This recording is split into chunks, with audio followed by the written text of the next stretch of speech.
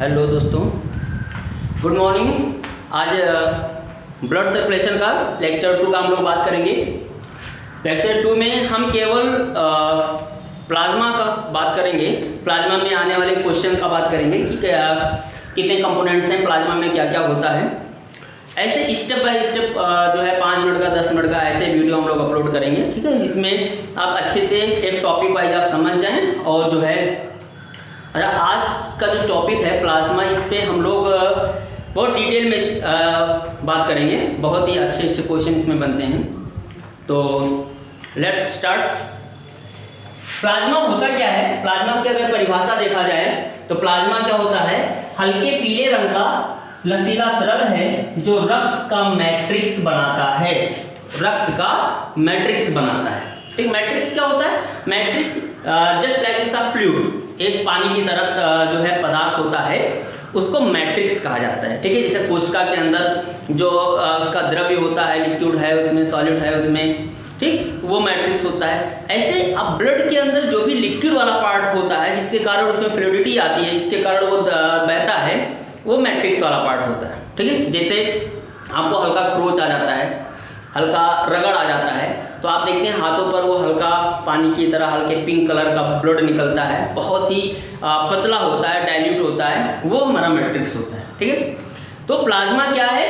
Plasma हल्के पीले रंग का होता है, मतलब पेल येलो कलर का होता है, लसिका ऊतक है, तरल होता है। जैसे अभी हम लोग लसिका लिम्फ पढ़ेंगे, लिम्फ नोड, तो ये लसिका ऊतक है और रक्त का मैट्रिक्स होता है। ब्लड का जो फ्लूइड वाला पार्ट होता है वो मैट्रिक्स होता है।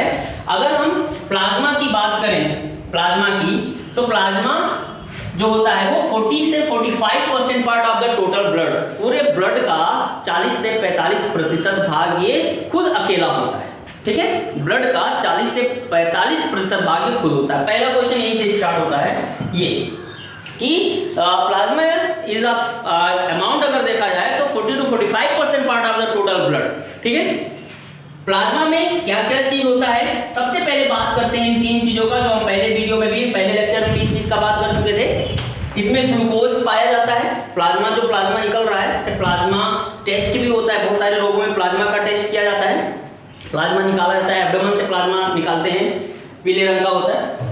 तो इसमें ग्लूकोज का कुछ अमाउंट रहता है, कुछ मात्रा रहता है, एमिनो एसिड रहता है और लिपिड भी कुछ होता है। एमिनो एसिड जो प्रोटीन बनाता है, लिपिड भी होता है। लेकिन शर्त ये होता है कि ये जो होता है मूव विद द प्लाज्मा, ये प्लाज्मा के साथ मूव करता रहता है बॉडी में, वन प्लेस में अदर प्लेस, एक जगह से दूसरी जगह ये मूवमेंट करता है, मूव करता रहता है। कि प्लाज्मा जिस तरह से हमारी बॉडी में एक जगह नहीं रहता है, वो बहता हुआ नजर आता है, वही ब्लड के पार्टिकल को एक जगह से दूसरी जगह ले जाता है, चाहे वो आरबीसी हो, चाहे डब्ल्यूबीसी हो, चाहे प्लेटलेट्स हो, चाहे वो डब्ल्यूबीसी के 5 पार्ट हो, ठीक, तो उनको मूवेबल कंडीशन में लाता है। तो प्लाज्मा के साथ ग्लूकोज, एमिनो एसिड और फैटी एसिड या फैट या लिपिड जो होते हैं वो मूव करते रहते हैं, ठीक है। प्लाज्मा में प्रोटीन होता है। सबसे इंपॉर्टेंट क्वेश्चन जो बनता है, इसमें से पूछा जाने वाला क्वेश्चन, यहाँ तक कि मेडिकल में भी इसके क्वेश्चन पूछे जाते हैं। प्लाज्मा में कौन कौन से प्रोटीन पाए जाते हैं, इनका फंक्शन क्या होता है, इनका काम क्या होता है? प्लाज्मा में जो प्रोटीन पाया जाता है, इस प्रोटीन को कहा जाता है प्लाज्मा प्रोटीन। इसे कहते हैं plasma protein. Plasma protein are those protein which is present in the plasma which is the part of the blood, ठीक है। तो इसे ब्लड प्लाज्मा या प्लाज्मा प्रोटीन कहा जाता है। प्लाज्मा प्रोटीन में 3 प्रोटीन होता है बच्चों। प्लाज्मा प्रोटीन में 3 प्रोटीन होते हैं इंपॉर्टेंट। पहला होता है फाइब्रिनोजन, दूसरा ग्लोबुलिन और तीसरा एल्बुमिन प्रोटीन होता है। एल्बुमिन प्रोटीन अंडे का जो सफेद वाला पार्ट होता है, एल्बुमिन का बना होता है। अंडा अगर आपने खाया होगा तो उसमें देखा होगा व्हाइट वाला पार्ट और अंदर येलो वाला जो उसका जर्दा होता है। तो व्हाइट वाला पार्ट जो होता है वो किस प्रकार का प्रोटीन है? एल्बुमिन टाइप ऑफ प्रोटीन होता है, ठीक है। फाइब्रिनोजन प्रोटीन क्या होता है? फाइब्रिनोजिन और प्रोथ्राम्बिन 2 ऐसे प्रोटीन होते हैं जो हमारे ब्लड क्लॉटिंग में मदद करते हैं। जैसे जब आप कहीं जाते हैं, ऐसे सिचुएशन में जब इंजरी हो जाती है, हमारी बॉडी में कट जाता है, बॉडी से ब्लड निकल रहा होता है, तो हर एक व्यक्ति का अपना एक ब्लड क्लॉटिंग टाइम होता है। 2 मिनट, 2.5 मिनट, 3 मिनट में वो ब्लड जाके जम जाता है, उसे उसका ब्लड क्लॉटिंग टाइम कहा जाता है।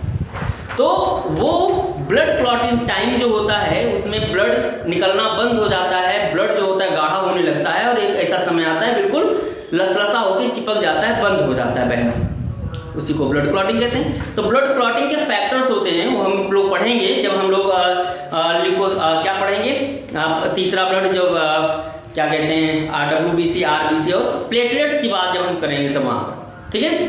अच्छा, उसी में दो प्रोटीन सबसे इंपॉर्टेंट होते हैं, फाइब्रिनोजन प्रोटीन और प्रोथ्राम्बिन प्रोटीन। प्रोथ्राम्बिन की बात यहाँ नहीं की जा रही, जो प्रोथ्राम्बिन होता है वो इसमें नहीं होता है, यहाँ पर होता है फाइब्रिनोजन, फाइबर बनाने वाला एक टाइप का प्रोटीन होता है।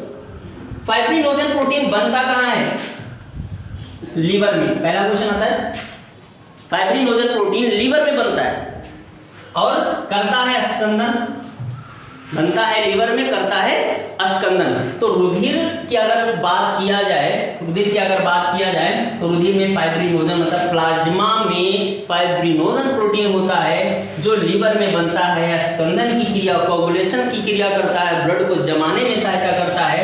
दूसरा ग्लोबुलिन होता है, ग्लोबुलिन प्रोटीन का एक ही काम होता है, प्रतिरक्षा क्रिया। प्रतिरक्षा क्रिया मतलब हमारी इम्यूनिटी, हमारे शरीर की जो प्रतिरक्षण तंत्र है, प्रतिरक्षण क्रिया है, वो डिपेंड करती है ग्लोबुलिन प्रोटीन। अगर हम प्लाज्मा की लेवल की बात करें कि ब्लड प्लाज्मा में प्रतिरक्षण तंत्र क्या होता है, तो वो जो प्रोटीन होता है ग्लोबुलिन प्रोटीन होता है।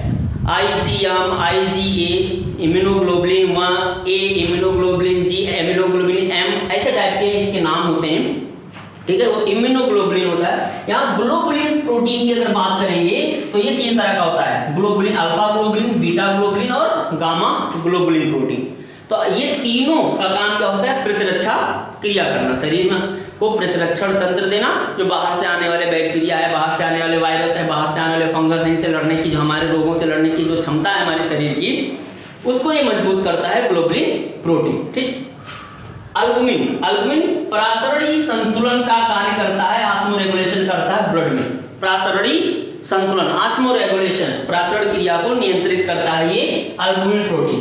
काहे की प्रासरण क्रिया, ब्लड का नसों से बाहर आना या बाहर जो ऊतकों में भरा हुआ लिक्विड होता है, जैसे भाई मान लीजिए कि ये कोई ब्लड वेसल्स है और इसके चारों तरफ के सेल्स होते हैं, इनके बीच में भी कोई लिक्विड भरा होता है, इनके बीच में, और इस ब्लड, इस नस के अंदर, धमनी या सिरा के अंदर भी ब्लड होता है। तो अब इसका ब्लड बाहर ना जाए या बाहर वाला ब्लड अंदर ना आए, वाटरी फ्लूइड अंदर ना आए, तो इस क्रिया को मेंटेन करना ही प्रासरण संतुलन होता है। तो प्रासरण क्रिया के, या आपके ब्लड में ज़्यादा पानी का मात्रा ना हो जाए या ज़्यादा गाढ़ा ना हो जाए, तो इस क्रिया को नियंत्रित करने के लिए अल्बुमिन प्रोटीन होता है। तो अल्बुमिन प्रोटीन क्या ऑस्मो रेगुलेशन करता है, किसमें, ब्लड प्लाज्मा में करता है, और प्रासरणीय क्रिया को, ये अगर हिंदी में कई बार क्वेश्चन पूछा गया है, इसका वर्क पूछा गया, फंक्शन पूछा गया, इसका फंक्शन ही है कि प्रासरणीय क्रिया को मेंटेन करता है।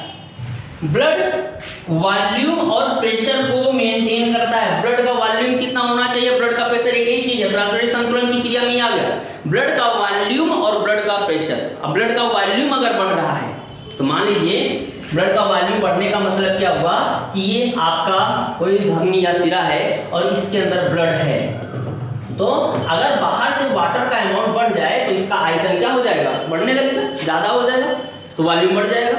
तो वॉल्यूम बढ़ जाएगा तो प्रेशर क्रिएट करेगा। भाई जैसे अगर किसी एक लिमिटेड चीज में ज्यादा सामान को रखेंगे तो वहां पर प्रेशर बढ़ जाएगा। तो एक कंटेनर अगर इसको मान लिया जाए कोई, ठीक है, और इसमें हम एक लिमिटेड है, भाई इलास्टिक तो है नहीं कि फैलता चला जाएगा आपका सिरा या धमनी, तो उसमें अगर ब्लड में पानी का रिसाव बढ़ता जा रहा है, वाटर का रिसाव बढ़ता जा रहा है, तो ब्लड का आयतन क्या होगा, बढ़ता है, ब्लड पतला होता जाएगा, उसका आयतन बढ़ता जाएगा, आयतन बढ़ता जाएगा, तो उसमें ब्लड का प्रेशर जो होगा वो उसके धमनी और सिरा पर प्रेशर डालने लगेगा, प्रेशर बढ़ जाएगा।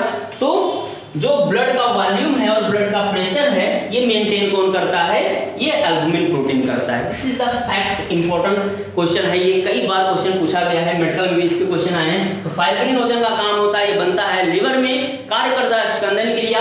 ग्लोबुलिन प्रोटीन जो होता है पूर्ण से प्रतिरक्षण तंत्र के लिए जिम्मेदार होता है। ये तीन तरह का होता है, अल्फा, बीटा और गामा टाइप का ग्लोबुलिन प्रोटीन होता है। अल्बुमिन प्रोटीन जो होता है प्रासरण क्रिया का नियंत्रण होता है, ये ब्लड के अंदर प्रेशर और वॉल्यूम को बिल्कुल मेंटेन बनाए रखता है, ठीक है। अच्छा, कौन कौन से खनिज पाए जाते हैं प्लाज्मा में, ये इसका चर्चा हमने पहले लेक्चर में भी किया है। अगर वहां पर देखा होगा तो आपको पता होगा कि खनिज के रूप में अगर कुछ पाया जाता है, calcium ion, magnesium ion, sodium ion, 3 positive ion होते हैं, कैल्शियम, मैग्नीशियम और सोडियम आयन। ये तीनों आयन कहाँ होते हैं? ब्लड प्लाज्मा में होते हैं। और 2 जो है ऋण आयन होते हैं, एक बाइकार्बोनेट होता है और एक क्लोराइड आयन होता है। जो सोडियम और क्लोराइड आयन होता है, ये sodium chloride ion sodium potassium pump के लिए जिम्मेदार होते हैं। और ये जो बाइकार्बोनेट आयन होता है, ये बाइकार्बोनेट आयन जो होता है ये जो है कार्बन डाइऑक्साइड का परिवहन करता है कि जो हमारे ब्लड के अंदर, हमारे कोशिकाओं के अंदर जो कार्बन डाइऑक्साइड बन रहा है, उस कार्बन डाइऑक्साइड को कैसे बाहर निकाला जाए। तो कार्बन डाइऑक्साइड बाइकार्बोनेट के फॉर्म में हमारे शरीर के प्लाज्मा में आता है और प्लाज्मा से ये फिर आगे चल के रिएक्शन कर लेगा यहाँ से, तो यहाँ से H2 अलग हो जाएगा और प्लस में CO2 अलग हो जाएगा। ठीक है, H2 अलग हो जाएगा और CO2 अलग हो जाएगा। ये हाइड्रोजन आयन जैसे रिएक्शन होता है, अगर आप लोग पता हो, जैसे बाइकार्बोनेट आयन 1 माइनस होता है तो 1 प्लस 1 हाइड्रोजन आयन इसको मिल जाता है एसिडिक मीडियम में और ये बन जाता है H2CO3। अब ये जो है हाइड्रोजन कार्बोनेट बन गया, ऐसे कार्बोनिक एसिड कहा जाता है। ये टूटता है बच्चों, और टूटने के बाद ये 2 + H बने और जो है कार्बन डाइऑक्साइड, ये जो है अगर इस तरह से तोड़ा जाएगा तो 2H प्लस में और CO3 - 2 में जाएगा। लेकिन ये एक एसिडिक होता है तो इसमें क्या, ये H2O में और CO2 में टूट जाता है, गैस बन जाता है, कार्बन डाइऑक्साइड गैस बन के ये बाहर रिलीज हो जाता है। तो हमारे शरीर के अंदर जो कार्बन डाइऑक्साइड गैस बनता है, क्वेश्चन अगर ये पूछे कि शरीर में बनने वाला कार्बन डाइऑक्साइड किस माध्यम से हमारे शरीर से बाहर होता है, तो उसमें अगर आपको प्लाज्मा दिया तो बिल्कुल सही वो बता रहा है कि प्लाज्मा के अंदर कैल्शियम आयन होता है, प्लाज्मा के अंदर मैग्नीशियम आयन होता है, प्लाज्मा के अंदर सोडियम आयन होता है, प्लाज्मा के अंदर बाइकार्बोनेट आयन होता है, प्लाज्मा के अंदर क्लोराइड आयन होता है। तो जो बाइकार्बोनेट आयन होता है वही कार्बन डाइऑक्साइड का परिवहन करता है। ये क्वेश्चन यहाँ से भी निकल आता है। कैल्शियम आयन जो हड्डियों को मजबूत करता है, कैल्शियम आयन के कारण ही हमारी जो सोचने समझने की क्षमता है, जहाँ पर जब हम नर्वस सिस्टम पढ़ेंगे तो वहाँ पता चलेगा, कैल्शियम आयन के कारण ही हमारा जो इम्पल्स होता है, संवेदना होता है, एक न्यूरॉन से दूसरे न्यूरॉन में जाता है। जैसे एक जंक्शन बनता है न्यूरॉन का, तो यहाँ से कैल्शियम आयन एक संवेदना को लेकर इसमें जाता है, इसी को कहा जाता है युग्मानुबंधन, सिनेप्सिस क्रिया। ठीक है, तो यहाँ पर क्लोराइड और सोडियम का फंक्शन पता चल गया, मैग्नीशियम और कैल्शियम सब बोन्स निर्माण में मदद करती है। अगर देखा जाए प्लाज्मा में वाटर कितना होता है, तो प्लाज्मा में वाटर होता है 90 से 92% पानी होता है प्लाज्मा में। एक और क्वेश्चन आता है, सीरम क्या है?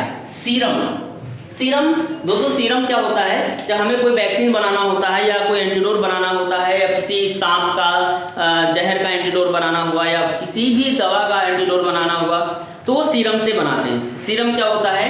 ब्लड का जमा छना हुआ पार्ट जो होता है वो सीरम होता है। लेकिन हम यहाँ ब्लड नहीं बोलेंगे, क्या बोलेंगे? प्लाज्मा को छान दिया जाए और प्लाज्मा से केवल उन चीज़ों को निकाल दिया जाए जो स्कंदन क्रिया करती हो, तो उसे क्या कहा जाएगा? उसे सीरम कहा जाएगा। नहीं समझ में आया? मतलब जैसे प्लाज्मा है तो प्लाज्मा में प्रोटीन है, और प्रोटीन में अभी आपने पढ़ा कि फाइब्रिनोजन प्रोटीन होता है। फाइब्रिनोजन प्रोटीन लीवर में बनता है, स्कंदन क्रिया करता है। तो स्कंदन क्रिया का मतलब आप थोड़ा सा कट जाएंगे, खरोच लग जाएगा, तो वो ब्लड वहाँ पर जमना शुरू कर देगा। वो ब्लड जमना शुरू इसलिए किया कि आपके ब्लड प्लाज्मा में फाइब्रिनोजन प्रोटीन है। अगर वो फाइब्रिनोजन प्रोटीन ना हो, ब्लड क्लॉटिंग फैक्टर कोई ना हो और आप कट गए हो, ब्लड जो है ऐसे बहता रहे, जमे ना, तो कहा जाएगा वो प्लाज्मा नहीं है, वो सीरम है। तो हम लोग ऐसा उसका परिभाषा क्या बताते हैं कि सीरम जो होता है वो स्कंदन प्रोटीन रहित प्लाज्मा होता है। स्कंदन प्रोटीन रहित प्लाज्मा होता है ऐसा प्लाज्मा जिसमें स्कंदन करने वाला प्रोटीन अर्थात फाइब्रिनोजन प्रोटीन, फाइब्रिनोजन प्रोथ्राम्बिन प्रोटीन, ठीक है, या कैल्शियम फैक्टर, ये सारी चीजें उसमें ना होता हो। कैल्शियम आयन भी जिम्मेदार होता है ब्लड के कोagulation के लिए, ब्लड के जमने के लिए। ठीक है, तो इस तरह से हम लोग कह सकते हैं जैसे ब्लड लिया आपने और ब्लड को सबसे पहले कैसे निकालते हैं, ब्लड को जो सेंट्रीफ्यूगल मशीन आता है उसमें रखकर उसको घुमाते हैं। उसके बाद जो ब्लड के आरबीसी डब्ल्यूबीसी ये सब होते हैं नीचे बैठ जाते हैं, प्लाज्मा ऊपर आ जाता है पीला पीला, उस प्लाज्मा को निकाल लिया, फिर प्लाज्मा को टेस्ट ट्यूब में रखे, फिर उसका सेंट्रीफ्यूज किया गया, उसके बाद में उसमें कुछ जो तरल ऊपर आया वो होता है हमारा क्या, सीरम। ठीक, और उसी सीरम से हम एंटीडोट बनाते हैं। अच्छा, सीरम इसलिए निकाला गया, प्लाज्मा से अलग किया गया कि जब हम एंटीडोट बनाएं किसी भी जहर का, किसी भी वायरस का, किसी भी बैक्टीरिया का, तो जब उसे हम किसी एम्पुल में रखें या किसी शीशी में रखें तो वो जमे ना, क्योंकि अगर उसमें फाइब्रिनोजन और प्रोटीन है, प्रोथ्राम्बिन प्रोटीन है, कैल्शियम आयन है, मैग्नीशियम आयन है, क्लोराइड आयन है, तो कहीं ना कहीं जाकर रिएक्ट करके आपस में वो कोगुलेट कर जाएगा और जम जाएगा, और जम जाएगा तो उसे इंजेक्ट नहीं किया जा सकता, खराब हो जाएगा। इसलिए इसमें से रुधिर को जमाने वाले सारे प्रोटीन को निकाल दिया जाता है, तो उसे कहा जाता है क्या, उसे कहा जाता है सीरम। तो this is a difference between serum and plasma. Plasma और सीरम में यही अंतर होता है कि प्लाज्मा में ऐसे प्रोटीन्स पाए जाते हैं जो रुधिर का स्पंदन करते हैं, और सीरम में ऐसे प्रोटीन नहीं पाए जाते हैं जो रुधिर का स्पंदन करें। ठीक है, तो ये केवल प्लाज्मा के ऊपर ये जो भी वीडियो है लगभग 16 मिनट का वीडियो, 17 मिनट का, तो ये प्लाज्मा के ऊपर है। इसको अच्छे से रोक रोक के नोट्स कर लीजिएगा, समझ लीजिएगा, इससे क्वेश्चन आएंगे। नेक्स्ट हमारा स्टार्ट होगा वो लेक्चर 3 में, वो होगा आपका ब्लड कॉर्पसेल्स आरबीसी, उसके बाद डब्ल्यूबीसी, उसके बाद प्लेटलेट्स। ठीक, फिर हम ऐसे एक एक टॉपिक करके स्टडी करेंगे ताकि एक टॉपिक हम पढ़ें और उसको कायदे से समझ लें। ठीक है, अगर टॉपिक आपको समझ में आया होगा, अगर आपको चीज़ें बेहतरीन समझ में आई होंगी और टॉपिक समझ में आएगा पढ़ाई, तो लाइक कीजिएगा, कमेंट ज़रूर कीजिएगा, अच्छा बुरा जो भी कमेंट आप करते हैं हमें अच्छा लगता है, और सब्सक्राइब कर लीजिए चैनल को जो है, और अपने फ्रेंड्स लोगों को भेज दीजिए। ऐसे नए नए अपडेट्स आपको मिलते रहेंगे। अब तो क्लासेस भी खुलने वाली हैं, तो नेक्स्ट हम लोग मिलते हैं आरबीसी पे। आरबीसी के सारे अच्छे अच्छे क्वेश्चंस को हम लोग बात करेंगे। सबसे इंपॉर्टेंट टॉपिक होता है ब्लड कंपोनेंट का। ठीक है, तो ये भी इंपॉर्टेंट है, तो आप कीजिए। Thank you very much.